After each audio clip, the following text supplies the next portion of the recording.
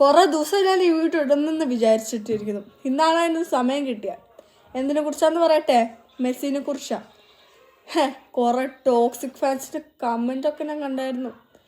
എന്തൊക്കെയായിരുന്നു, എവിടെ പോയാലും മെസ്സിനെ കുറിച്ചായിരുന്നു. എൻ്റെ ദൈവമേ, എൻ്റെ കസിൻസ് വരെ മെസ്സി ഫാൻസാണ്. അവരുടെയൊക്കെ ശല്യം കേട്ടാണ് ഞാൻ അങ്ങനെ ഫീഫ ഫൈനൽ കണ്ടത്. എങ്ങനെയൊക്കെയോ കുറേ ആൾക്കാർ വരുന്നത് മെസ്സി ജയിക്കുന്നു.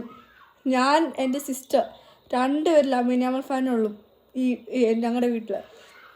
ഞങ്ങൾ 100% ഉറപ്പാക്കി പറഞ്ഞായിരുന്നു ലാമിൻ ജയിക്കുമെന്ന്. ആരും കേട്ടില്ല. പക്ഷെ എല്ലാവരും മെസ്സിനായിരുന്നു സപ്പോർട്ട് ചെയ്തുകൊണ്ടിരിക്കുന്നത്. എന്നിട്ട് ലാസ്റ്റ് കുറേ ടോക്സിക് ഫാൻസിൻ്റെ കമൻസ് അങ്ങനെ പോയി കിട്ടി. എന്നിട്ട് ലാസ്റ്റ് എന്തായി? ഫൈനലിൽ മെസ്സി തോറ്റ് തൊപ്പിട്ട്. അങ്ങനെ ഫൈനൽ കഴിഞ്ഞപ്പോഴാണ് ഞാൻ ഇത്തിരി റിലീവായത്. എന്തൊക്കെ പറയാനല്ലേ. പക്ഷെ എന്തൊക്കെ പറഞ്ഞാലും ഞാൻ മെസ്സിനെ അങ്ങനെ തെറി പറയുന്നില്ല. കാരണം ചില ഫാൻസൊക്കെ റൊണാൾഡോയും നെയ്മറൊക്കെ തോറ്റപ്പോൾ എന്തൊരു തെറിയായിരുന്നു. ഞാൻ എന്താ പറയാത്തതെന്ന് പറയട്ടെ?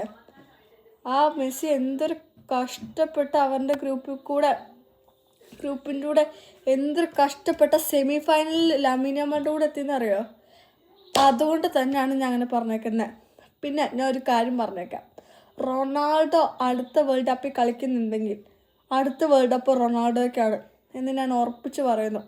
ഇന്നത്തെ വീഡിയോ അത്രയേ ഉള്ളൂ. പിന്നെ മെസ്സിനെ കുറ്റം പറയാത്തെന്താന്ന് പറഞ്ഞാൽ ഞാൻ പറഞ്ഞുതരാം.